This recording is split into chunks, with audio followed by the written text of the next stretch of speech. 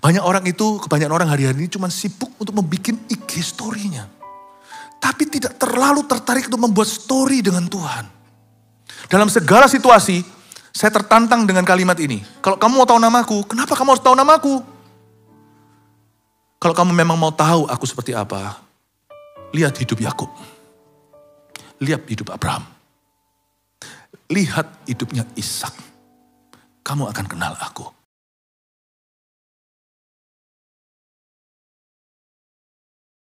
Berkati setiap jemaat yang on-site hari ini dan mereka yang online pun mendapat porsi yang sama.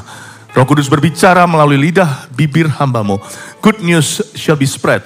Ya Tuhan, kabar baik yang akan disebarkan dari tempat ini. Terima kasih Tuhan, kau sungguh baik dalam setiap perkara, setiap keadaan. Ketika kau memberi, ketika kau mengambil dari hidup kami. You are always good. Kau selalu baik. Makasih Yesus, sembunyikan hambamu di balik salibmu Tuhan. Baik tidak baik, ya Tuhan, baik dalam baik atau tidak baik keadaan, tetap harus memberitakan firman. Berkati firman-Mu yang akan didengarkan di dalam nama Yesus. Haleluya.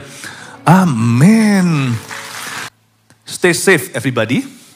Tetap harus waspada. Tapi jangan takut. Ada Tuhan di Indonesia. Tuhan masih pegang kendali.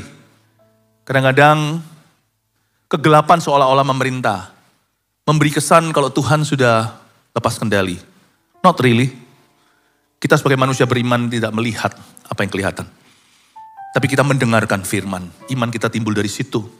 Dan firman berkata Tuhan itu selalu bekerja sama dalam segala perkara. Mendatangkan kebaikan bagi orang-orang yang mengasihi dia. Selama masih ada orang-orang yang mengasihi Tuhan. Seperti di Sodom Gomora, jikalau ada 10 saja. Tentunya lebih dari 10 orang kan ada di bangsa ini yang takut akan Tuhan. Apakah akan terjadi seperti tahun 98? Saya ditanya kemarin. Kami waktu itu dalam suatu pertemuan, saya tidak sok tahu, saya berkata semoga tidak. Tapi saya percaya, ada kuasa dalam doa. Apa yang terjadi di belakang ya sudah, tetapi masa depan itu urusan kita. Kunci kerajaan surga belum Tuhan cabut dari gereja. Masih ada di tangan umat Tuhan. We're gonna use it. Kita gak akan berhenti, kita gak akan berdiam diri. Kita tahu masalah sesungguhnya yang ada di bangsa dan negara kita adalah dosa. Bukan saling menyalahkan, tapi kita tahu bahwa masalah sesungguhnya akarnya adalah the sinful man. Itu bisa setiap orang, siapa saja. Mari saya rasa kita sekarang datang kepada Tuhan. Minta Tuhan yang menolong. Saya percaya ada harapan. Karena itu jangan takut, ada Tuhan di Indonesia. Dan kita percaya masa depan penuh pengharapan itu masih berlaku. Firman itu tidak Tuhan cabut. Tuhan punya rancangan bukan celaka. Tapi rancangan damai, sejahtera. Tapi tetap harus waspada. Jaga ketenangan hati, tetap tenang. Dan jangan ikut-ikutan menyebarkan ketakutan. Apalagi kebencian. Perbanyak doa dan tetap renungkan firman Allah. Karena dari situ kekuatan kita. Selain itu carilah kesempatan untuk bisa melayani sesama. Meskipun mungkin setelah ini pulang ke rumah, jangan begadang di mana-mana. Tapi tetap ada kesempatan, ada lowongan untuk menjadi berkat bagi sesama. Cari kesempatan dalam kesempitan bagaimana Anda bisa menguatkan orang lain. Bagaimana kita bisa menghibur orang lain. Bagaimana kita bisa mendoakan orang lain. Jangan fokus pada dirimu. Nanti lama-lama orang yang seperti itu lonely di hati. Tidak punya maksud Tuhan, tidak punya tujuan. Cari kesempatan untuk melayani. Saya percaya justru di saat gonjang-ganjing, di situ selalu ada kesempatan untuk Tuhan dimuliakan. Dan ada kesempatan besar untuk Allah bisa bekerja menunjukkan kekuatannya dalam hidupmu. Saya yakin Tuhan itu bekerja sama dalam segala perkara untuk mendatangkan kebaikan. Saya percaya bahwa Tuhan kita tetap punya maksud mulia. Sekalipun manusia, kiri kanan kita bisa berjatuhan, bisa bersalah. Tapi mari kita lupakan mereka, 1000 orang yang rebah di sisimu, 10.000 di sebelah kananmu, kirimu. Itu rebah bukan berarti mereka gugur atau apa, tetapi rebah itu juga berarti orang-orang yang jatuh dalam kesalahan. The least you can do at this moment now adalah judging people. Mari kita sekarang datang ke Tuhan dan berkata, Lord, how will you like to use me in situations like this? Bagaimana engkau hendak memakai saya? Itu lebih penting hari ini kita bertanya, peran kita apa? Ya, karena it takes one person to destroy another person. It takes another person to destroy and to build up the other person. Dibutuhkan satu orang untuk meruntuhkan sesuatu. Dibutuhkan satu orang pula untuk bisa membangun sesuatu. Anda dan saya itu mau jadi peruntuh atau pembangun, kita punya pilihan. Mari kita sekarang lihat dulu ayatnya, dari sini saya jelaskan. Allah yang hidup dan nyata, saya ambil dari Keluaran 3 ayat 13 sampai 18. Saya baca semua lalu ayat per ayat. Saya akan bahas. Kali ini saya tidak akan memberi Anda 3 poin sederhana. Anda yang harus menemukan poin-poinnya sendiri. Saya akan mengalir dengan Roh Kudus. Dan saya akan muncul rema-rema baru di mulut saya untuk masing-masing Anda secara berbeda-beda. Lalu Musa berkata kepada Allah, tetapi apabila aku mendapatkan orang Israel dan berkata kepada mereka, Allah nenek moyangmu telah mengutus aku kepadamu. Dan mereka bertanya kepadaku, bagaimana tentang namanya? Apakah yang harus kujawab kepada mereka? Firman Allah kepada Musa, aku adalah aku. Lagi firmannya, beginilah kau katakan kepada orang Israel itu, akulah aku, telah mengutus aku kepadamu. Selanjutnya berfirmanlah Allah kepada Musa, beginilah kau katakan kepada orang Israel, Tuhan Allah nenek moyangmu, Allah Abraham, Allah Ishak dan Allah Yakub telah mengutus aku kepadamu. Itulah namaku untuk selama-lamanya dan itulah sebutanku turun-temurun. Pergilah, kumpulkanlah para tua-tua Israel dan katakanlah kepada mereka, Tuhan Allah nenek moyangmu, Allah Abraham, Ishak dan Yakub telah menampakkan diri kepadaku serta berfirman, aku sudah mengindahkan kamu, juga apa yang dilakukan kepadamu di Mesir. Jadi aku telah berfirman, aku akan menuntun kamu keluar dari kesengsaraan di Mesir, menuju ke negeri orang Kanaan, orang Het, orang Amori, orang Feris, orang Hewi, dan orang Yebus, ke suatu negeri yang berlimpah-limpah susu dan madunya. Dan bila mana mereka mendengarkan perkataanmu, maka engkau harus beserta para tua-tua Israel pergi kepada Raja Mesir. Dan kamu harus berkata kepadanya, Tuhan Allah orang Ibrani telah menemui kami. Oleh sebab itu, izinkanlah kiranya kami pergi kepada padang gurun 3 hari perjalanan jauhnya untuk mempersembahkan korban kepada Tuhan Allah kami. Background dulu, latar belakang. Ini adalah cerita yang kita bisa pandang dari 3 sisi. Dari 4 juga bisa. Kita tahu di sini salah satu lakon cerita adalah umat Israel. Bangsa pilihan Allah. Tapi di dalam sini juga ada seorang individu namanya Musa. Dia punya interaksi dengan Tuhan ini interesting, menarik sekali untuk kita bisa pelajari. Yang bisa menginspirasi kita bagaimana meresponi Tuhan di dalam setiap keadaan. Lalu tentunya Tuhan yang terutama di dalam cerita ini. Ada Allah Israel dalam ayat-ayat yang kita baca. Lalu juga ada orang-orang, ada musuh-musuh Tuhan. Misalnya orang-orang yang memusuhi Tuhan seperti orang Mesir, orang Het, Yebus, orang Kanaan. Selalu ada pihak-pihak yang bisa dipakai oleh roh jahat untuk meruntuhkan. Nah, kita melihat dari cerita ini bukan originally, secara orisinil saya siapkan ke sini. Tapi ketika hari-hari ini terjadi begitu di negara kita, saya percaya akan ada banyak sekali plot twist dalam khotbah yang saya bawakan. Aplikasi-aplikasinya itu nanti pasti akan berbeda dengan yang saya rencanakan. Jadi tolong ya, buka telinga. Wahyu berkata, apa yang Roh Kudus hendak katakan pada jemaat. Kepada jemaat-jemaat majemuk. Berarti setiap orang akan dapat sesuatu yang beda. Sesuai dengan sikon yang dia alami. Sesuai dengan perasaan hatinya waktu datang ke gereja. So get ready to find your own points. Waktu kita baca ini sekarang, kita mulai dulu dengan ayat. Saya akan telusuri, mari kita ngeflow dengan Roh Kudus. Ayat yang ke-13. Lalu Musa berkata kepada Allah, bermula dari sebuah dialog dengan Tuhan. Tapi apabila aku mendapatkan orang Israel dan berkata kepada mereka, Musa imajinasi. Apa yang kau bayangkan ketika melihat suatu keadaan? Hidup itu penuh dengan ketidakpastian. Ada orang yang membayangkan hanya hal-hal yang baik. Aku kaya. Uangku banyak. Di lumbung banyak gandum. Aku retired. Aku mau pensiun dini. Dalam perumpamaan itu Yesus berkata, hai orang kaya yang bodoh. Malam ini kau mati. Kemana kau bawa hartamu itu? Kadang-kadang kita merasa, cuaca cerah. Berlayar yuk. Tapi Paulus sudah memperingatkan. Nahkoda. Kapten kapal itu sudah diberitahu. Jangan. Sebab saya melihat ini kapal karam. Tertawalah semua. Sedangkan Paulus sendiri kan mau pergi ke Roma. Berlayar ke situ. Sebagai tahanan. Mereka gak dengar dia. Hamba Tuhan tahu apa tentang bisnis. Ini pendeta, Paulus ini rasul, tahu apa dia tentang perlayaran. Aku itu dari kecil sudah pegang kapal. Aku lebih ngerti tentang this business. Kadang-kadang ya manusia itu cetek. Dia hanya melihat keadaan dan itu yang mendikte perasaannya dia. How you feel today depends a lot on what you see. Makanya itu orang iman, orang benar harus hidup oleh iman. Sebab iman tidak melihat. Iman itu peka. Peka sama Tuhan, tapi karena kuping atau telinga kita. Iman itu karena pendengaran. Kalau kita melihat di depan itu cuaca cerah, tapi firman berkata jangan, don't do it. Misalnya kita tahu semua orang melakukan, kenapa saya ketinggalan? Toh nggak apa-apa, toh nggak ketahuan. Jangan lakukan, karena mata sejauh mata memandang, tidak masalah. Everybody is doing it. Tapi firman Tuhan berkata jangan, turuti telinga bukan mata. Turuti telinga. Musa ini di ayat 13, dia imajinasi.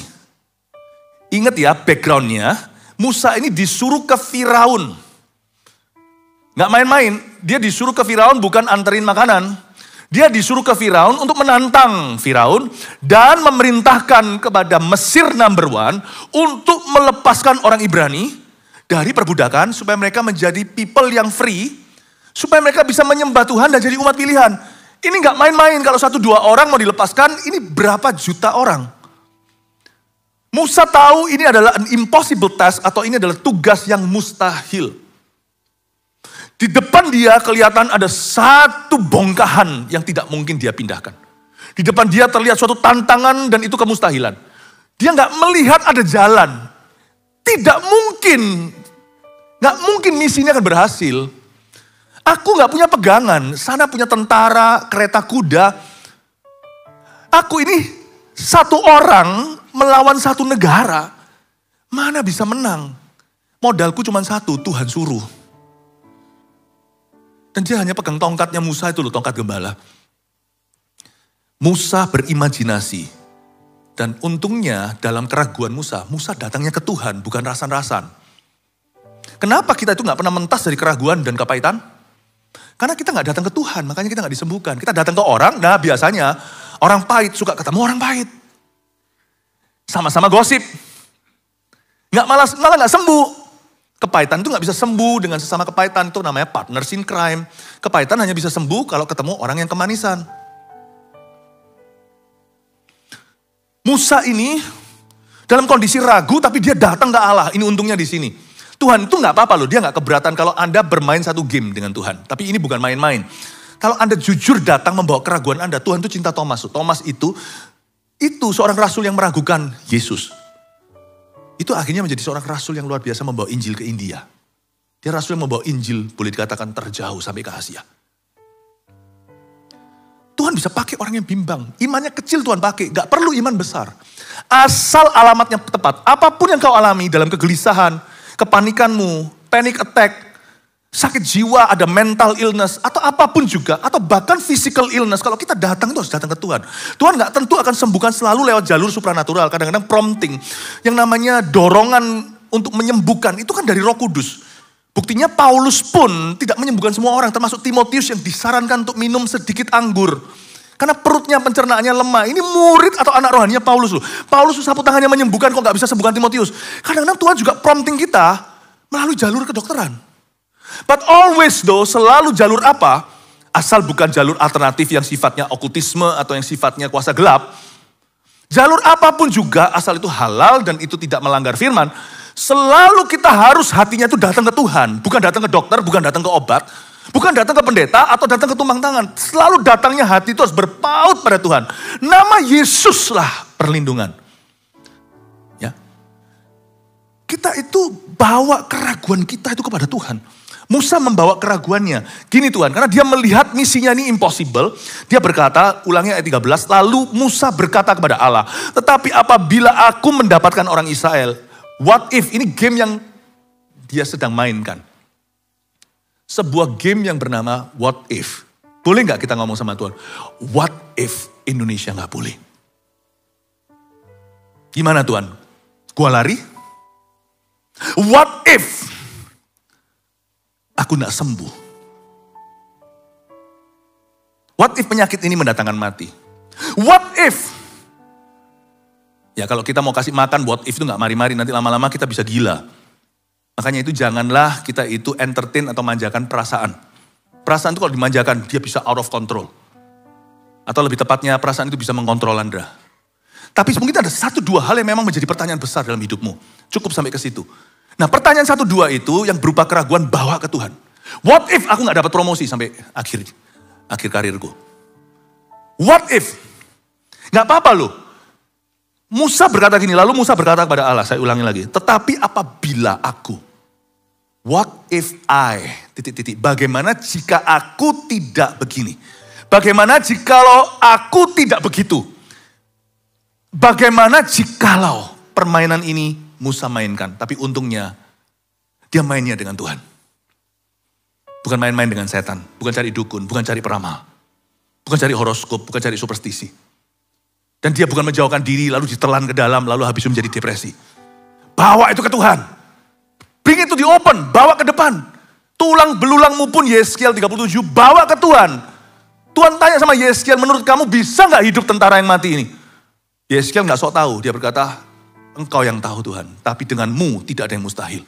Lalu tidak lama kemudian Tuhan menyuruh dia, nubuatlah kepada tulang itu. Mulai terdengar suara kertakan. Tulang belulang itu punya daging, punya otot, hidup menjadi tentara besar.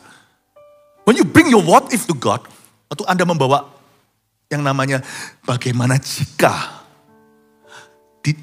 Bagaimana jikalau di dalam hatimu itu ada pertanyaan bagaimana jikalau yang tidak terjawab-jawab sudah. Tidak terjawab-jawab sekian lama. Kalau kau bawa ke Tuhan, nanti ujungnya Tuhan bisa ganti itu dengan iman. Iman itu bukan menyangkali keadaan. Iman itu membawa keadaanmu kepada Tuhan termasuk keraguanmu dan dari situ Anda akan mendengarkan suaranya dan suara itu akan menjadi imanmu. What if? Musa main game ini, untungnya bukan sama setan. Kalau setan terima keraguanmu, Anda akan dijadikan bulan-bulanan. Muncul berbagai macam penyakit-penyakit yang akan timbul tiba-tiba yang tidak pernah ada padamu. Kepanikan segalanya akan muncul semua. Tapi kalau kita bawa ke Tuhan, Tuhan gak kasih kita penyakit.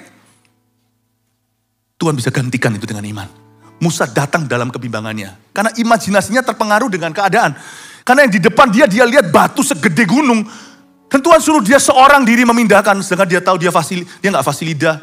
Dia gagap juga. Musa mengakui sendiri. Dia tahu limitation atau batas-batasnya. Dia tahu keadaan gak mungkin berubah. Dia tahu Firaun itu sekeras apa. Kok Musa tahu? Musa itu dulu diadopsi sama anak Firaun. Dia tahu sekeras apa yang namanya Firaun itu. Musa gak salah prediksi. Dia tahu jelas Tuhan ini gak mungkin. Ini orang-orang mending mati daripada menyerah. Ini orang-orang tipe yang hari ini kalau mau diajak perang itu harakiri semuanya. Kami kasih. Kok harakiri? Mereka akan bunuh diri. Dan tabrakan pesawat sampai ke kapal-kapal itu. Seperti perang dunia 2. Ini bukan tipe orang yang menyerah. Kalau mereka menyerah mereka itu harakiri. Bukan omikase loh ya. Omikase itu makan sepuasnya. Sesuai dengan hikmatnya chef. Musa tahu musuh yang dihadapi. Musa tahu tugas yang diemban. Mustahilah. Jadi dia berimajinasi. Aku pasti kalah. Untungnya Musa membawa faithlessness-nya. Ketidakberimanannya dia bawa ke Tuhan bukan ke setan. Kalau kau bawa kepahitanmu ke setan, setan akan kasih Anda tiba-tiba teman kiri kanan semua kepahitan. Semakin menjadi-jadi itu. Tadinya kepahitannya hanya stadium 1 akan menjadi stadium, akan menjalar ke orang lain dan mengkamirkan. Kalau Anda bawa keraguan Anda ke Tuhan, itu beda hasilnya dengan kalau Anda renungkan keraguan Anda dan tidak ketemu jalan. Lama-lama Anda frustrasi sendiri. Bring anything to God. Always to God. Amin Bapak Ibu Saudara. Kalau memang Anda perlu hari-hari scroll dan lihat berita-berita yang di luar sana misalnya. Kalau hanya demi untuk waspada, gak apa-apa. Tapi kalau itu menjadi penasaran yang tidak berhenti, Anda scroll terus lama-lama Anda kehilangan iman. Cukup lihat 1-2, catat di mana, Anda harus hati-hati misalnya untuk waspada. Tapi setelah itu tutuplah scrolling itu, buka Alkitabmu, bawa itu ke Tuhan. Itu jauh lebih berguna. Amin Bapak Ibu. Coba lihat di ayat 13, tapi apabila aku mendapatkan orang Israel, lihat ya pesimisnya ya. Dan berkata kepada mereka, Allah nenek moyangmu telah mengutus aku kepadamu. Coba misalnya Tuhan, misalnya ini Musa ngomong gini, misalnya. Aku ngomong sama mereka nih. Jangankan sama Firaun, ini ngomong sama orang Israel sendiri. Lalu berkata pada mereka, Allah nenek moyangmu mengutus aku kepadamu. Untung-untunglah Musa masih yakin dia diutus oleh Tuhan. Dan mereka bertanya kepadaku, ini kan imajinasi kan, ini kan belum terjadi kan. Dan kalau mereka balik tanya Tuhan, bagaimana tentang namanya? Apa yang harus kujawab sama mereka? I like it. Musa sudah bisa bayangkan, nanti aku ketemu sama orang Israel. Lalu aku bilang, aku Tuhan utus aku. Tuhan siapa? Gua jawabnya gimana? Jawaban Tuhan itu unik sekali. Kalau kita melihat keadaan, maka what if itu akan menjadi frustrasi kita yang terbesar. Coba lihat seluruh dunia. Jangan jauh-jauh. Lihat hidupmu aja.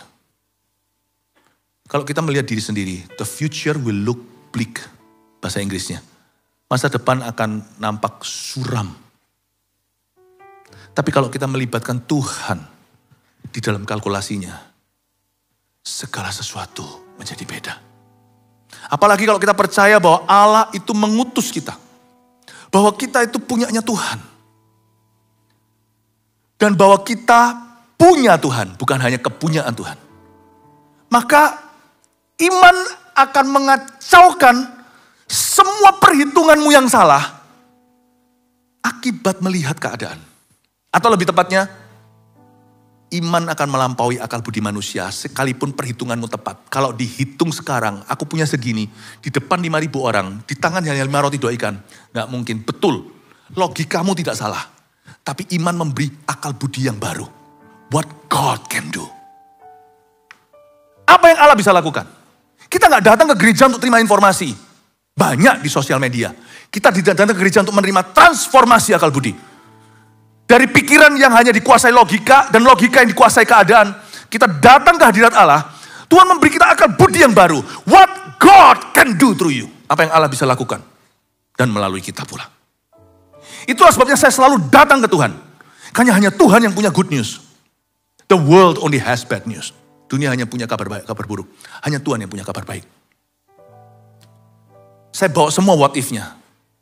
Bagaimana jikalau Indonesia tidak pulih? Bagaimana jikalau hidupku tidak pulih? Bagaimana jikalau aku tidak sembuh? Bagaimana jikalau aku bangkrut? Bagaimana jikalau aku tidak bisa mengembalikan hutangku? Bagaimana jikalau bawa imajinasi itu ke Tuhan? Lalu habis itu tanya sama Tuhan. Apa yang Tuhan hendak katakan dalam kehidupanmu? Ayat 14. Firman Allah kepada Musa ini jawabannya. Aku adalah aku. Gak menjawab itu namanya. Musa tanya namanya. Dikasih namanya kek. Ya, dikasih namanya. Baal gitu loh. Nabi Baal zaman dulu kan. Ada Nabi Baal menyembah Baal. Baal itu adalah berhala yang sungguhan. Tapi sekarang udah gak populer. Tapi saya gak bisa sebut nama-nama berhala sekarang. Yang vulgar. Ya, yang gak vulgar yang ada di dalam hati kita. Berhala itu juga bisa menjadi apapun yang kita utamakan selain Tuhan. Nah, sebelum Tuhan ya, yang diutamakan di atas Tuhan. Tapi berhala-berhala zaman dulu itu sama nyata dengan berhala masa kini. Berhala-berhala yang asli hari ini kalau saya sebutkan, mungkin beberapa Anda langsung tahu. Cuman saya rasa juga tidak etis. Karena kita tidak di dalam bisnis untuk menjelekkan siapa-siapa, kita hanya membeberkan kebenaran. Baal itu real. Orang Israel udah biasa dengan Baal. Mesir, wah terbiasa. Anda melihat di sana itu, piramid-piramidnya itu berhala Mesir itu semua ada namanya. Jelas. Jangankan ada namanya, ada wujudnya, ada gambarnya, udah gak mungkin salah. Berhala A dengan berhala B itu beda. Tiba-tiba Tuhan suruh Musa ketemu sama umat yang sudah 400 sekian tahun, 430 tahun. Udah biasa tahu nama-nama berhala. Tiba-tiba diutus seorang Musa dan tidak membawa nama, tidak membawa wujud. Saya ngerti keraguan Musa. Apa peganganku? Orang lain punya jimat, orang lain punya pegangan, punya koneksi. Aku tidak punya pegangan apa-apa. Aku disuruh pergi kepada orang-orang yang bersikeras atau tegar tengkuk. Belum lagi nanti ketemu Firaun yang lebih keras hati. Apa yang menjadi jaminan? Manusia itu kan gak berani melangkah sebelum ada jaminan. Tuhan suruh dia, kamu pergi ke bangsa Israel. Beritahu mereka, lalu kamu ke Firaun. Beritahu lepaskan umatku. Musa berkata, apa jaminannya? Apa peganganku? At least kayak kasih tahu namamu Tuhan. What is your name? That is simple, isn't it? Hello, how are you? Yes, I am Ayu. I'm fine, thank you. What is your name? My name is Philip Mantova, bahasa Inggrisnya, bahasa Indonesianya. Halo, namanya siapa? Nama saya Helen, kan jelas. Namamu siapa Tuhan? Tuhan jawabnya cuma gini, I am who I am. Itu bukan nama. Aku ya akulah. Saya ngerti sekarang. Saya kasih pemahaman sedikit ya. Slowly dengan saya ya. Toh gak ada ibadah 3, jadi saya mau panjang lebar dulu. Nama saya Philip Mantova. Mantova adalah marga. Philip adalah nama pertama. Nama saya dikasih oleh ibu saya. Demikianlah cerita papa mama. Coba, andai kata saya gak dikasih nama.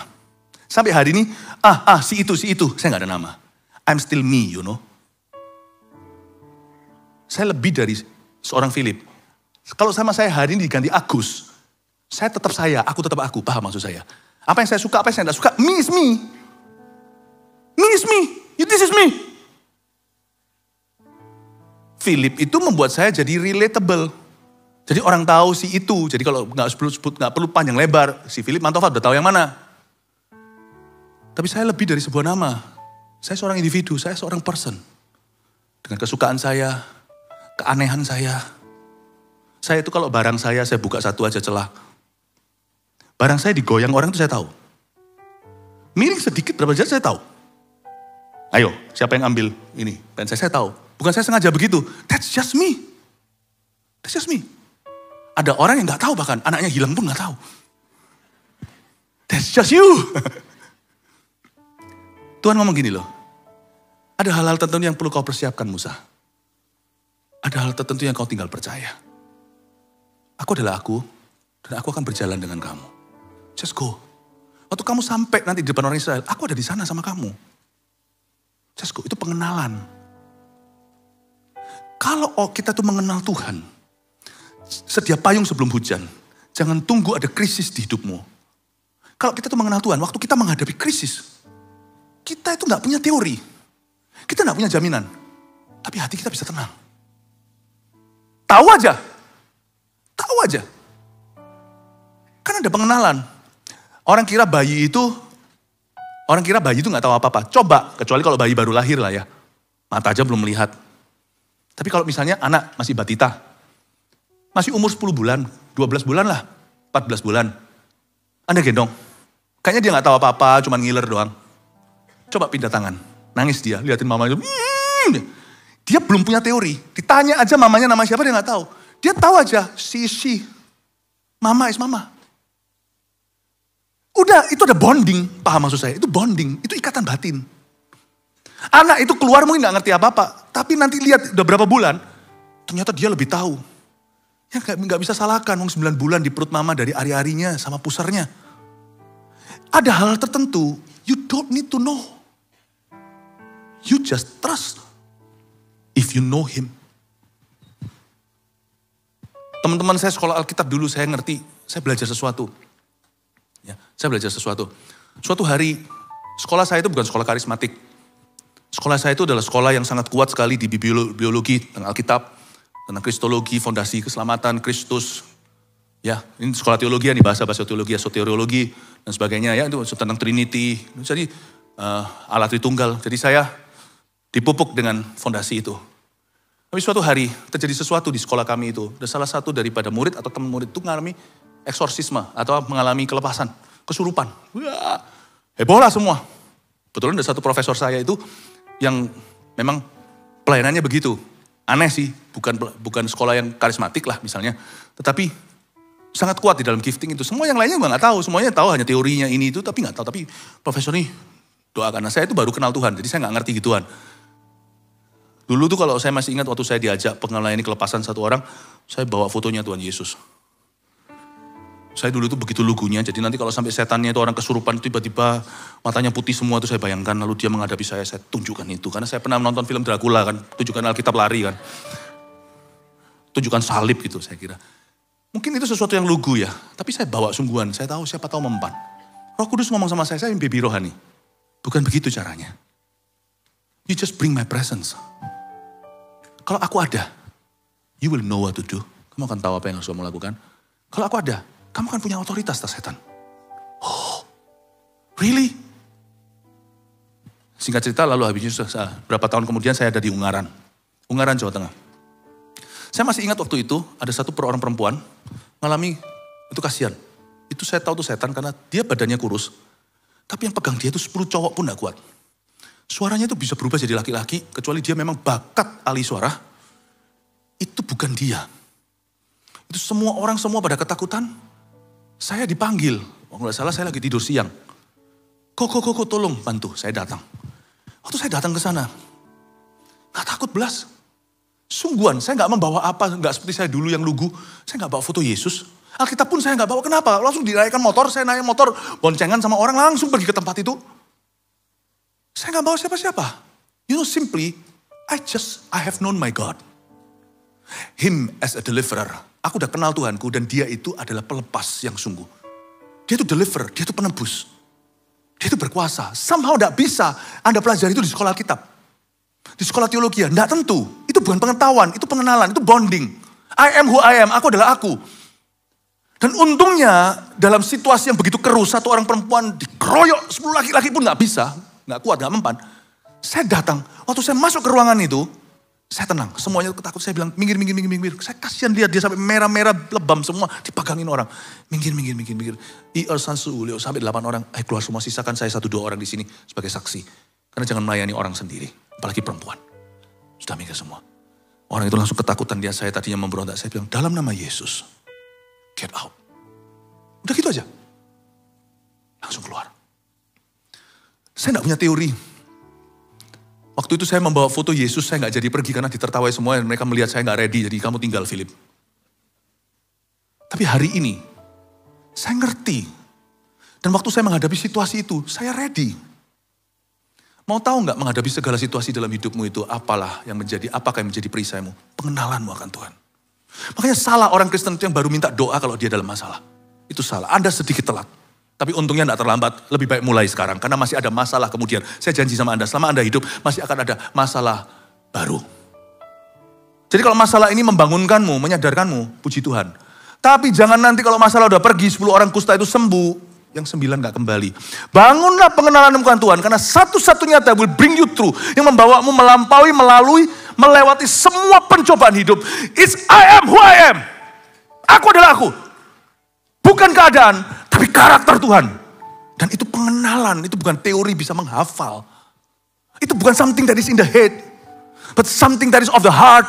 Bukan sesuatu yang ada di dalam pikiranmu. Tapi sesuatu yang ada di dalam hatimu yang memperbaharui akal budimu. Amin Bapak Ibu. Bangun pengenalan-kenalan. Di masa-masa seperti ini Indonesia sekarang ini sebenarnya orang-orang yang benar-benar paling teguh. Di antara orang Kristen adalah orang-orang yang sungguh-sungguh mengenal aku adalah aku. I am who I am.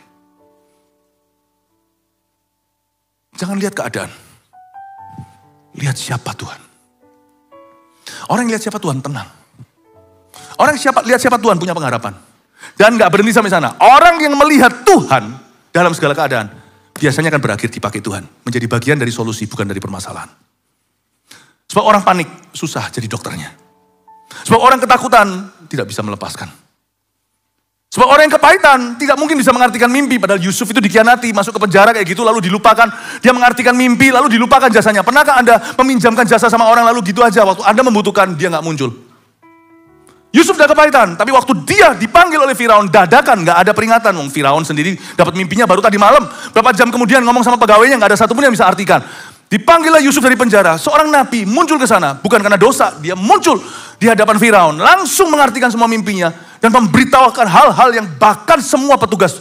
Semua pegawainya yang paling berhikmat pun tidak bisa mengerti. Orang kepahitan. Orang kecewa. Tidak bisa dipakai Tuhan. Anda hanya bisa berbuat to a measure of goodness. Hanya bisa berbuat kebaikan sampai satu taraf. Anda tidak akan bisa menjadi perabot yang dipakai Tuhan untuk perkara mulia. Nggak bisa. Makanya itu saya selalu ingatkan diri saya sendiri. Bagaimana Tuhan memakai saya kemarin. Tidak menjadi jaminan Tuhan akan memakai saya esok hari. Saya harus terus berjalan dalam pengenalan akan Tuhan. Dan terus membangun hidup saya bersama dengan Roh Kudus. Aku adalah aku. Ada sebuah kalimat yang sangat dalam sekali. God is beyond his name. But God is not beyond the name of Jesus. Because Jesus is God. Paham maksud saya? Makanya itu kita jangan masuk ke dalam semua perdebatan tentang nama-nama Tuhan. In the name of Jesus dalam nama Yesus sudah sampai ke God. Pasti sampai ke Tuhan. Karena dia adalah jalan. Ya. Tapi Tuhan tidak bisa kita skakmat hanya dengan namanya. Bahkan kalau kita memanipulasi nama Yesus pun percuma. Itu anak-anak Skewa itu yang mau melepaskan satu orang kesetanan, 7 orang gempur satu orang yang sama. Akhirnya mereka digagahi. Mereka lari itu telanjang bulat, malu-maluin. Just because you can use the name of Jesus bukan berarti akan mempan di mulut Anda. Bukan karena Tuhan punya nama kurang berkuasa, tapi memang Tuhan tidak akan pinjamkan kemuliaannya. Paham maksud saya Bapak Ibu Saudara? Itu juga waktu itu hari itu saya panggil semua orang, 8-10 orang tersebut, saya ajari mereka untuk mereka sungguh-sungguh dengan Tuhan. Jaga kekudusan. Ya. Kalau mereka masih di level sama pengampunan, saya tidak ngomong ini sebagai orang Farisi yang merasa lebih suci, enggak. Saya ngomong dengan 8-10 orang yang doain kelepasan setan itu loh. Gak mempan-mempan, saya bilang, saya bukan lebih baik dari kamu ya. Karena saya waktu itu adalah kokonya kan, secara rohani, saya panggil itu 10. Aku enggak, I'm not better than you. Tapi kenapa waktu saya ngomong satu kata mempan, kamu udah 2 jam sampai ngos-ngosan juga gak keluar. Nama Yesus sama kok di mulutmu, kenapa kok mempan di mulutku, gak mempan di mulutmu, bukan karena I'm better than you. Tapi saya tanya sama satu-satu, kamu merasa tertuduh kan waktu kamu layan? Terus saya tanya tatap kamu rasa aku masih pinjam sesuatu kan? Kok tahu go? Ya tahulah. Kamu masih di level terus forgive me kan. Kamu sendiri gak yakin kan bahwa kamu diterima Tuhan. Makanya kamu gak mempan, gak kuat untuk mengusir setan. Kamu sendiri masih semi tahanan. Iya kok, saya ngomong sama satu anak muda itu. Dan jaga kekudusan. Kita gak ada satupun yang bisa sempurna jaga kekudusan. Makanya itu kita harus sempurna menjaganya. Iya kok, satu, jadi hamba Tuhan. Satu lagi dari 10 itu saya ajari. Kenapa gak mempan sama kamu? Karena kamu coba pakai segudang teori. Kamu tidak punya kerinduan untuk sungguh-sungguh mengejar Tuhan. Hari-hari itu gak lama kemudian ada keluar buku yang namanya God Chaser. Pemburu Tuhan bahasa Indonesianya. Kurang tepat sebenarnya tepatnya. Kalau pemburu itu namanya God Hunter. Tapi ya sudahlah. God Chaser. Ya seperti itulah. Komite ini, saya gak pernah baca buku itu. Tapi saya dengar dari teman-teman saya katanya itu bagus. Saya bilang itulah. Bukan berarti Tuhan itu perlu dikejar, bukan. Tapi ada orang itu hatinya, my soul follows hard after this. Seperti pemazmur Daud berkata, hatiku tuh dengan sungguh-sungguh mengikutimu. Ada orang yang asal-asalan. Kalau kamu asal-asalan, Kristen pelataran, bukan berarti kita ada level-levelan. Pasti beda lah, setan. Bagi Tuhan gak ada bedanya, Tuhan terima semua orang. Setan ngerti kok, mana yang ragu, mana yang bimbang, mana yang takut sama dia, mana yang masih pinjam. Lu ngapain usir gua? Lu masih pinjam sesuatu utang sama aku kok. Waktu saya masuk, saya gak tertuduh, saya bilang sama mereka. Dan saya punya pengenalan dengan Tuhan. Saya ngomong sama dalam nama Yesus, saya tidak ragu. Kalau itu mempan. Bapak Ibu Saudara, di dalam hidup ini, kuasa rohani spiritual power is not given to everybody. God's love is given to all.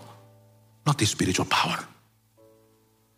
Karena itu saya mau dorong Anda sungguh-sungguh untuk mengerti ini. Musa berkata, aku adalah aku.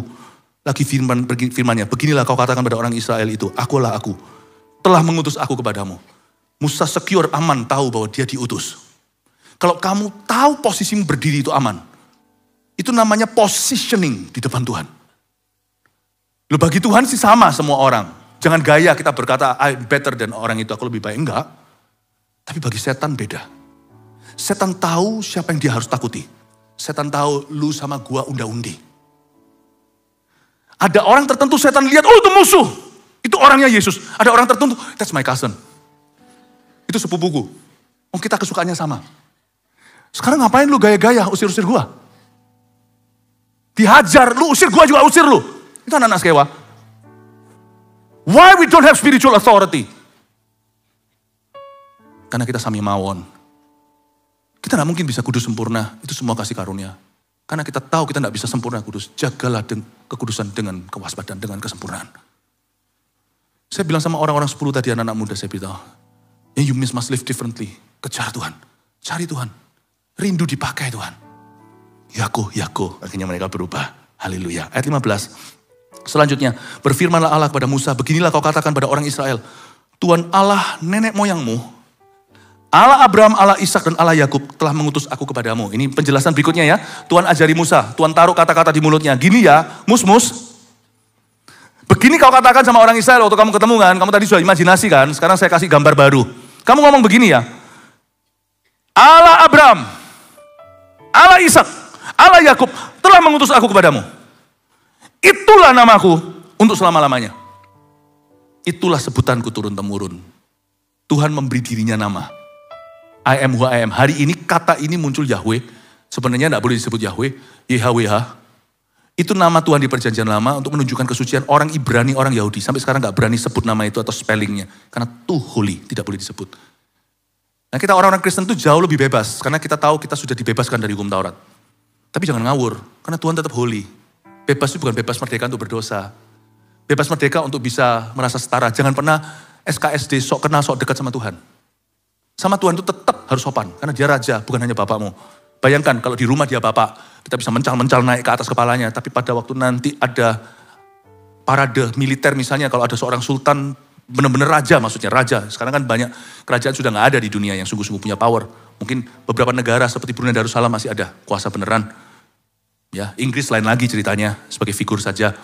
Tapi kalau anaknya lagi jalan di depan sana sebagai salah satu tentara di militer, hormat, jangan macam-macam. Hey daddy! Ada tempatnya, ada ruangnya, intimasi. Di ruang tertentu, jangan sok kenal, sok dekat. I am God, you are not. Yohanes itu loh yang dekat beneran. Itu bersandar di dadanya Yesus, yang lainnya itu gak berani seakrab itu. Waktu ketemu Tuhan di Pulau Patmos, dia geblak. Geblaknya ke depan, bukan ke belakang. Anda membaca, dia geblak ke depan sampai dipegang sama malaikat. Bangun, kamu harus kuat. Itu guru yang intim dekat dengan dia aja. Dia ketika lihat Yesus yang dibangkitkan. Saya paling takut sama Tuhan. Saya gak berani sok kenal, sok dekat sama Tuhan. Kalau kita bisa respect sama Tuhan, hidupmu akan mengalami, hubunganmu dengan dia akan berubah. Semua dimulai dengan honoring God. Makanya saya sangat honor dengan Tuhan misalnya. Di dalam ibadah, saya gak mau datang telat. Dalam ibadah, dalam sesuatu, apa segalanya, saya pastikan bahwa saya seperti mau ketemu sama pejabat, tapi pejabat tertinggi di seluruh universe ini. Bukan berarti saya ketakutan ya, enggak. Tetap puji-pujian itu di mana ada roh Allah, ada kemerdekaan, kita tetap memuji-muji Tuhan. Soraklah, haleluya, kita lompat-lompat segalanya, puji Tuhan. Tapi itu bukan kurang ajar. Lompat-lompat itu adalah kesempatan untuk saya memuji Tuhan, itu saya dianggap sebagai anak kecil yang melambai-lambaikan daun palem berkata, Hosana, Hosana. Tapi waktu saya firman Allah sungguhan. Saya gak apean, saya gak lakukan itu karena ketakutan, tapi karena honoring, karena saya menghormati Tuhan. Saya orangnya gitu, karena kalau saya memperlakukan Tuhan sebagai Tuhan, maka saya akan diperlakukan Tuhan sebagai saya. Saya tahu hubungan itu perlu dua sisi untuk membangunnya. Tapi saya mau tunjukkan ada satu hal lagi yang indah di sini. Tuhan berkata sama Yahweh di sini, dia berkata, itulah nama aku selama-lamanya, itulah sebutanku turun-temurun. Sampai perjanjian baru kita tahu namanya Yesus. Dan Yesus memperbaharui dan memberi konklusi. Mulai hari ini, whenever you pray to the Father, use my name. Waktu kau berdoa kepada Bapa, gunakan nama aku. Jadi kita tahu itu sudah tutup buku. Kita tidak berdoa di dalam nama Yahweh lagi, tapi dalam nama Tuhan Yesus Kristus. Kita semua akhirnya tahu. Tapi hari itu seolah-olah Tuhan terpaksa, seolah-olah memberi dirinya nama. Supaya Musa punya some sort of semacam pegangan. Tapi itu pun bukan jaminan seperti yang dia inginkan. Tuhan beritahu, pokoknya aku adalah aku. Mulai hari ini, aku adalah aku. Kau bahkan tidak layak dengan lidah bibirmu sebut namaku. Yahweh itu kamu tidak usah layak untuk nyebutnya. Makanya Yesus juga jangan sampai kita sembarangan latah bicara dikit-dikit. Oh, seperti orang-orang Hollywood dikit-dikit Jesus. Jangan. Nama Yesus itu jauh lebih suci daripada, jauh lebih holy, jauh lebih glorious, lebih mulia daripada nama-nama Allah di perjanjian lama. Karena kita tahu akhirnya, that is Jesus Christ. Paham maksud saya Bapak Ibu? Jadi kita jangan sedikit-sedikit kalau bercandanya itu haleluya. Jangan kata haleluya, Yahweh itu holy. You use it only to praise him, bukan untuk bercanda. Bukan untuk dagelan. Nama Yesus juga dikit-dikit, oh Yesus gitu. Jangan begitu. Saya barusan aja hanya sebagai ilustrasi. Ini aja gak enak, saya sungkan harus terpaksa memakai nama dalam sebuah ilustrasi. Treat God's name holy. Supaya nanti pada waktu Anda bicara ke setan atau keadaan in Jesus name, setan gak ketawa. Oh sorry, orang kalau suka bercanda waktu dia serius gak dianggap. Nama Yesus bukan candaan. Tapi ada satu hal yang saya mau ingin Anda perhatikan di ayat 15. Tuhan memperkenalkan pribadinya sebagai apa? Akulah apa? Allah Abraham, Allah Ishak, dan Allah Yakub. Wow. Kenapa gak ada Allah Musa? Masih dibikin. Hubungan itu masih dibuat. Sedang berlangsung. Akulah Allah Abraham, Allah Ishak, dan Allah Yakub. Katakan Allah Abraham, Allah Ishak, Allah Yakub. Tambahin satu, boleh deh, gak apa-apa. Dikasih di depan dulu, kasih karunia, lalu kita ikuti. Setelah kita sebut Allah Abraham, Ishak, dan Yakub, sebut namamu sendiri. Contohnya saya ya, Allah Abraham, Allah Ishak, Allah Yakub, Allah Philip, Allahnya Philip. Oke, 2, 3. Allah Abraham, Allah Ishak, Allah Yakub, Allah siapa? Iya. Jangan tanya saya ya, Anda yang tahu namamu sendiri. God is so personal. Dia ditanya nama sama Musa, dia gak beritahu. Paling maksimal dia hanya beritahu, akulah Yahweh. Aku, I am who I am. Kali ini keluar nama itu. Tapi dia berkata, tapi by the way, kalau kamu tahu siapa diriku, aku tuh Allahnya Yakub. Sadar gak? Sadar? What I'm trying to say? Aku ini Allahnya Abraham. Aku ini Allahnya Ishak. Kenapa kamu lebih tertarik tanya namaku? Sedangkan namaku, storyku, ceritaku, semua aku titipkan di individu-individu tertentu. Aku sudah injeksi, investasi diriku dalam diri orang-orang itu. Aku dan sejarah mereka merger. Sehingga menjadi history. Kalau saya mau main kata, history itu his, juga bisa story. Cerita hidup mereka menjadi cerita hidupku, kata Tuhan Yesus di Perjanjian Lama. Cerita hidupku menjadi cerita hidup mereka. Sebab Yakub dulu ya gitu-gitulah. Licik lagi dia. Tapi akhirnya, aku masuk di dalam alamnya. Dia masuk ke dalam alamku. Lihat apa yang terjadi. Yakub berubah menjadi Israel, bukan? History ceritanya dia menjadi my story itu. Aku adalah Allah yang sangat personal. Aku adalah Tuhan yang sangat pribadi. My story, kepribadianku, karakterku, ceritaku, kemuliaanku, aku titipkan ke orang-orang yang mencari aku. Paham maksud saya? Tuhan seperti berkata, someday maybe orang akan berkata, Allah Abraham, Ishak dan Yakub, dan Allah Musa. And I'm going to make a story with you. Itu Tuhan. Pahami sifatnya. Aku mau membuat satu story baru dengan kamu. Supaya suatu hari, engkau juga bisa disebut, aku juga bisa disebut Allahnya Musa. Ini indah loh Bapak Ibu Saudara. Dari sini saya menemukan sifat Tuhan itu yang sangat-sangat pribadi. Sedangkan dunia percaya Tuhan itu jauh. Ternyata Tuhan yang kita kenal adalah Tuhan yang selalu berusaha mendekat ke kita. Dia selalu menawarkan dirinya. Makanya saya tidak terlalu pedulikan dengan, saya tidak terlalu terpengaruh hanya dengan keadaan di sekeliling saya. Everything, segala sesuatu yang boleh terjadi. Di dalam diriku, di sekelilingku, saya minta Tuhan masuk di alamku. Dan membuat cerita baru dengan aku. I want him to make a story with me. Karena itu saya tidak terlalu sibuk melihat keadaan saja. Saya dalam segala keadaan yang saya lihat, saya selalu tanya Tuhan, what would you like me to do in this situation? I want to walk with you. Kira-kira Tuhan mau lakukan apa ya sama aku? Sebab aku mau berjalan denganmu. Today I will walk with my hands in God. Make a story with me. Kebanyakan orang hari-hari ini cuma sibuk untuk membuat IG story-nya. Tapi tidak terlalu tertarik untuk membuat story dengan Tuhan. Dalam segala situasi, saya tertantang dengan kalimat ini. Kalau kamu mau tahu namaku, kenapa kamu harus tahu namaku? Kalau kamu memang mau tahu aku seperti apa, lihat hidup Yakub. Lihat hidup Abraham. Lihat hidupnya Ishak. Kamu akan kenal aku. Semoga Tuhan suatu hari orang bisa berkata, lihat hidupnya Philip. Karena pasti kita semua itu ada yang suka sama kita, demen, ada yang gak suka, itu sudah pasti. Don't try to convince everyone, gak usah Anda meyakinkan semua orang. Tapi pasti ada orang-orang tertentu yang Tuhan berikan dalam hidupmu, and they will truly be inspired by your walk with Jesus. Mereka akan terinspirasi dengan perjalananmu dengan Tuhan. Dan mereka akhirnya bisa berkata, Allahnya orang itu, aku mau, aku rindu untuk mengenalnya. Berarti di dalam setiap situasi kondisi, itu adalah kesempatan emas untuk Anda mengukirkan cerita dengan Tuhan. Termasuk sekarang Indonesia lagi begini. Tidak usah khawatir tentang what if, apa yang boleh terjadi. Lebih khawatir tentang apa peran Anda. Saya komitmen secara pribadi. Tuhan, semua musim telah kujalani. Kalau engkau suruh aku jalani di depan ini musim begini, aku berdoa supaya aku menjadi bagian dari solusi. Bukan dari problema. Pokoknya yang penting Tuhan, aku meresponi Tuhan dengan benar. Apapun yang di depanku, aku minta Tuhan Yesus memberiku tekad untuk membangun terus. I will continue to build. Kalau saya punya pilihan di depan mengampuni atau membenci, saya akan mengampuni. Saya punya di depan itu ada suatu pilihan, apakah saya bersyukur dalam segala keadaan atau mengeluhkan keadaan ini, karena keluhan semua orang bisa lakukan. Tapi kalau saya bersyukur dulu, saya mau lakukan itu. Kalau saya punya kesempatan di depan sini, sementara semua orang hidup dalam ketakutan, berusahanya memikirkan kepentingannya, saya mau jadi beda. Tuhan, pakailah aku. There must be somebody who needs me in this situation. Makanya tadi saya katakan apa? Carilah kesempatan atau lowongan untuk melayani seseorang. Zaman pandemi kita bisa lakukan itu. Itu yang saya lakukan, yang kami lakukan dulu lewat saat teduh.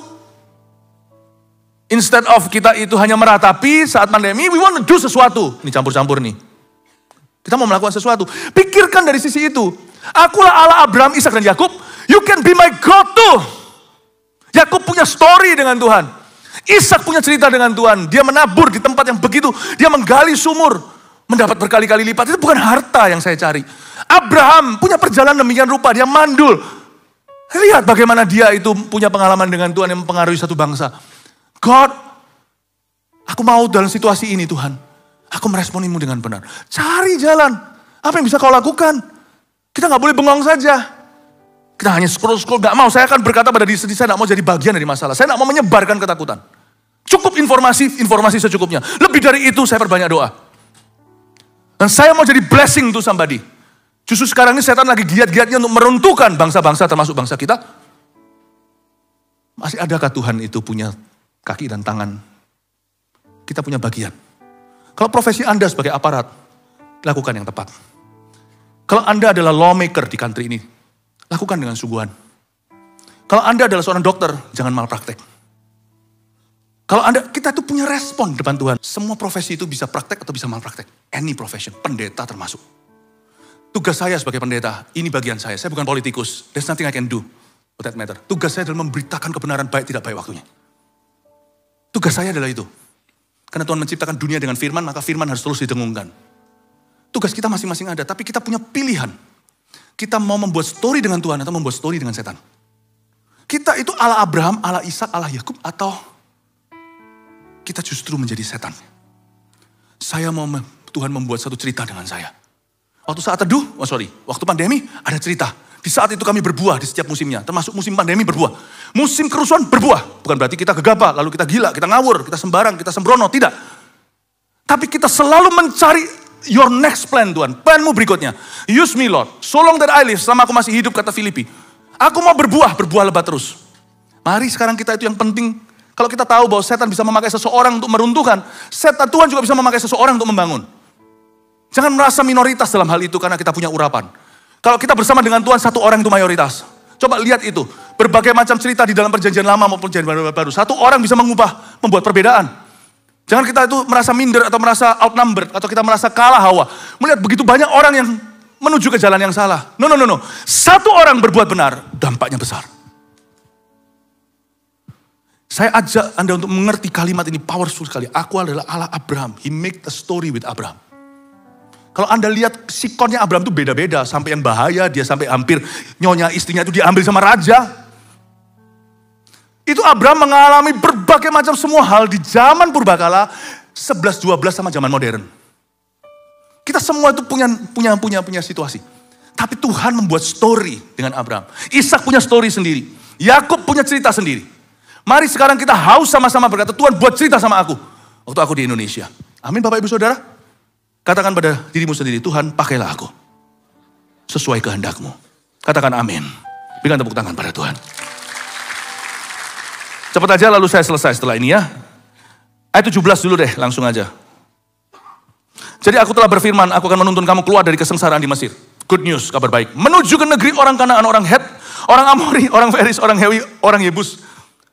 Ke suatu negeri yang berlimpah-limpah susu dan madunya. Ini kayak roller coaster. Diangkat dulu.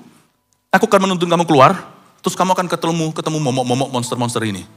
Lalu nanti terakhirnya kamu akan berlimpah-limpah susu madu. Ini kan gak enak ya. Kalau saya jadi Tuhan ya, kalau kita itu salesman yang pakar, kita gak mungkin beritahukan. Mau asuransi, mau apa kayak kita akan beritahukan, wah gini semuanya itu yang menggiurkan. Tetapi kita gak akan ceritakan yang gak keluar, yang gak diluluskan. Kalau kita mau tawari sesuatu, orang pasti tawarkan benefitnya, ini mobil ini gini, kita gak beritahu kurang-kurangnya. Ini Tuhan beritahu saat kurang-kurangnya ya. Ibadah tadilah, saya gak usah panjang lebar di sini. Tuhan itu jujur. Makanya orang kalau jujur itu milik Tuhan. Orang kalau bohong itu bukan milik Tuhan. Udah gitu. Termasuk kalau dia labelnya apapun, termasuk hamba Tuhan, dia bukan milik Tuhan. Tapi ini bukan soal itu yang saya mau bahas. Soal ini. Tuhan itu kalau membuat perjanjian, makanya kita ini covenant people. Memang Tuhan itu mau memakai kita. Tuhan membuat story dengan Abraham. Tuhan mau membuat story dengan Ishak dan Yakub. Dan Tuhan sekarang membuat story dengan kita. Tetapi Tuhan itu sudah peringatkan. Saya peringatkan dulu ya. Story yang aku mau buat dengan kamu, itu akan datang dengan segala tantangan. Tuhan beritahukan kamu nanti, hai orang Israel, beritahu, Musa kamu beritahu. Tuhan mereka ini belum melangkahkan kaki pertama sudah diberitahu bahayanya. Apa mereka mau? Beritahu apa adanya. Mereka akan menuju ke negeri orang Kanaan, orang Het, orang Amori, orang Feris, orang Hewi, orang Yebus. Itu mereka akan ketemu dengan orang-orang enak. Mereka akan ketemu dengan Goliat, mereka akan ketemu dengan raksasa-raksasa. Tuhan bilang, this journey, I'm making a story with you. Aku membuat story dengan kamu. Itu akan datang dengan segala salibnya. Dan datang dengan segala battles atau segala peperangan yang akan terjadi.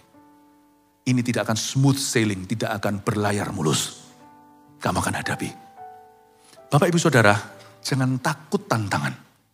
Selama kita jalan sama Tuhan, Tuhan selalu punya jalan keluarnya. Amin Bapak Ibu. Tapi Tuhan tidak pernah iming-imingi kita. Tuhan selalu beritahu kepada kita full paketnya. Kamu tahu, kamu akan nanti berakhir di tanah yang berlumuran susu madu. Hore! Tapi tunggu dulu kata Tuhan. Kamu akan melalui orang Kanaan, orang Het, orang Yebus. Itu berarti kamu akan menghadapi momok-momok di tanah perjanjian. Jangan takut menderita untuk kebenaran. Jangan takut sengsara karena Anda hidup taat pada Tuhan. Jangan takut dikucilkan. Jangan takut dihina. Jangan terkejut jikalau dinista dengan manusia. Jangan takut bangkrut. Jangan takut sakit. Jangan takut mati. Kita ini punya Tuhan. Dia adalah Allah Abraham, sekarang menjadi Allah kita. Yang kita perlu takutkan adalah kalau kita sudah tidak jalan sama Tuhan. Bapak Ibu Saudara, jangan takut menderita. Tapi hauslah untuk dipakai oleh Allah. Terakhir, dengan ini saya selesai, ayat 18. Dan bila mana mereka mendengarkan perkataanmu, maka engkau harus beserta tua-tua Israel pergi kepada Raja Mesir. Dan kamu harus berkata kepadanya, Tuhan Allah orang Ibrani telah menemui kami. Oleh sebab itu izinkanlah kiranya kami pergi ke padang gurun 3 hari perjalanan jauhnya untuk mempersembahkan korban kepada Tuhan Allah kami. Ayat 18 dahsyat sekali. Coba perhatikan kalimat di tengah. Dan kamu harus berkata kepadanya. Musa diperintahkan oleh Tuhan untuk berkata kepada Firaun apa adanya, jangan dibungkus gula-gula. Beritahukan, kamu harus berkata kepadanya, Tuhan Allah orang Ibrani telah menemui kami. Musa dalam semua, ya benar-benar dia dalam semua kepanikannya. Firaun ngomong apapun gak akan mempan. Seharusnya Tuhan memberi dia pesan yang flamboyan. Beginilah, begitulah. No. Tuhan gak suruh Musa melakukan mujizat dulu. Mujizat itu nanti. Tanda heran itu menyertai, dia bukan pemula. Dia bukan pembuka jalan. Pembuka jalan itu selalu kata-kata kita. Kalau Anda baca ayat ini, luar biasa. Dan kamu harus berkata kepada Firaun. Ngomong apa Tuhan? Musa sudah siap mencatat. Cuman gitu doang. Tuhan Allah orang Ibrani telah menemui kami. Let my people go. Wow. The power of the gospel is in its simplicity. Kuasa Injil itu terletak pada kesederhanaannya. Listen to me, ini justru sekarang yang dibutuhkan oleh dunia yang sedang gunjang-ganjing. Pembawa kabar baik. Good news. Dan ayat ini mengajari kita dalam bahasa Inggrisnya, to tell it as it is, as is. Tidak perlu kau kurangi, jangan kau tambahi. Justru di masa di mana seluruh dunia kau lihat ke segala arah itu kabar buruk semuanya. Kabar baik jadi langka, jadi mahal, justru dibutuhkan oleh semua orang. Itu yang saya sebutkan tadi, jangan sebarkan kepahitan, kebencian, atau hanya ketakutan. Jangan sebarkan. Ini sekarang percaya nggak? Manusia perlu mendengarkan, termasuk manusia sekuler, termasuk tuh. Karena Tuhan berkata, kamu harus pergi ke Raja Mesir, ke Firaun. Kamu ngomong begini ya, ngomong apa Tuhan? Ngomong apa adanya, aku siapa? Kamu harus berkata kepadanya, Tuhan Allah orang Ibrani telah menemui kamu. Saksikan apa adanya. Kata-kata seperti God is good, itu dibutuhkan sekarang. Meskipun nanti akan ada yang mencibirmu, mudah kau berkata begitu atau enggak, itu enggak relevan atau itu enggak realistis. Terserah orang mau ngomong apa, itu pasti enggak kembali sia-sia. Tuhan pegang kendali, God is in control. Itu dibutuhkan seorang. Anda enggak pernah tahu siapa berikutnya yang akan bunuh diri. Suatu hari Tuhan hanya suruh saya mengucapkan satu kalimat pada satu orang. Jesus loves you. Singkat cerita, orang itu enggak jadi bunuh diri. Malam itu dia hendak melakukan niatnya. Kata Jesus loves you itu sudah jadi terlalu biasa. Tapi jangan pernah Anda salah. Jangan kira kesederhanaan itu sudah tidak ada kuasanya. Di orang tertentu yang Tuhan telah tentukan hari itu. That will save life. Karena itu jangan sebarkan yang salah. Hari ini justru butuh kabar baik. Jadilah kabar baik dulu buat orang di sekelilingmu. Lalu mulut kita dinanti-nantikan oleh seseorang. Mulut kita sekarang itu juga lewat jari jemari kita. Karena sekarang orang lebih berbicara lewat jarinya daripada lewat mulutnya. Dengan ketikan-ketikannya. Pastikan apa yang kau suarakan adalah kehidupan, good news yang adem, suara yang bisa mempersatukan, bukan mencerai-beraikan, suara yang tidak menyebar kebencian, tapi menyebar kasih Yesus. Karena kita tahu pada ujungnya, masalah setiap orang itu adalah dosa. Masalah setiap orang itu sebenarnya bukan ekonomi atau yang lainnya. Dan dari sini kita tahu bahwa dibutuhkan orang-orang yang menyadari ini untuk Tuhan membangun negeri. Untuk membangun gereja. Untuk membangun suatu bisnis, suatu pekerjaan. Dengan ini saya selesai. Tuhan tidak pernah loh, waktu di Kalvari Golgota dia menebus Amerika. Dia menebus Australia. Dia menebus Italia. Gak ada. Tuhan waktu di atas Kalvari, dia menebus umat manusia. Siapa yang menebus negaranya? Yaitu orang-orang yang ditebus Tuhan di negara itu. Mereka lah yang harus membawa damai sejahtera. Mereka lah yang harus membangun, bukan meruntuhkan. Mereka lah yang harus berdoa. Makanya tadi kebaktian sebelum ini saya sampaikan bedanya, kayaknya nampaknya seperti doa. Tapi yang satu gak didengarkan, satu didengarkan. Bedanya apa? Satu keluhan, satu seruan. Di dalam seruan selalu melibatkan keluhan. Tapi kalau orang mengeluh saja, dikit-dikit adu lalu nangis, air mata itu tidak diperhitungkan sebagai benih atau tidak diperhitungkan sebagai biji yang turun, yang jatuh ke tanah. Bapak Ibu Saudara, hari-hari ini, apalagi di zaman seperti ini, kita harus sengaja membangun. Jangan kau sia-siakan sumber daya rohani yang ada padamu. Inilah waktunya kita bangkit dan sungguh-sungguh menjadi berguna bagi kerajaan Allah. Bapak Ibu Saudara, kita punya pilihan hari ini. Kita mau menjadi seperti apa? Dibutuhkan seorang Kristen yang mengerti ini. Yang bisa membuat perbedaan di zaman edan. Tuhan tidak pernah menebus Malaysia. Tuhan tidak pernah menebus Singapura. Tuhan tidak pernah menebus bahkan negara kita. Tuhan menebus umat manusia. Boom! Sida-sida dari Ethiopia bertobat terima Tuhan. Gak heran hari ini terjadi kebangunan rohani di Afrika. Boom! Satu orang di Filipi namanya Lydia ditebus Tuhan kotanya. Akhirnya di sana ada gereja dan diselamatkan banyak. Bahkan sipir penjara pun bertobat satu keluarga. Tuhan menobatkan ini. Bapak Ibu Saudara, orang-orang Kristen di Indonesia lah yang harus menebus bangsanya. Karena semua bermula dari rumah Tuhan. Penghakiman dari sini, penebusan juga dari sini, dari rumah Allah. Orang-orang Kristen mesti bangkit di bidang masing-masing. Lakukan apa yang benar, yang dokter yang benar, tentara yang benar, politikus yang benar, pendeta yang benar, pengusaha yang benar. Dari situlah Tuhan menebus bangsa dan negeri kita. Amin Bapak Ibu Saudara, kita mengerti hal ini. Dan salah satu cara untuk kita jadi berkat adalah menyebarkan the good news. Tell somebody that Jesus loves that person. Doakan orang itu. Beritahu seseorang bahwa dia tidak perlu menyerah hari ini. Saya percaya Tuhan akan menyertai kata-katamu. Karena kata-kata kabar baik itu bukan angan-angan atau iming-iming. Kata-kata kabar baik itu adalah firman Tuhan di mulutmu. Jadilah saksi. Bersaksilah dengan benar. Saya percaya ada urapan pada kesaksian Anda. God bless you. Saya percaya Tuhan akan mengubah Indonesia. Kasih tepuk tangan untuk Tuhan.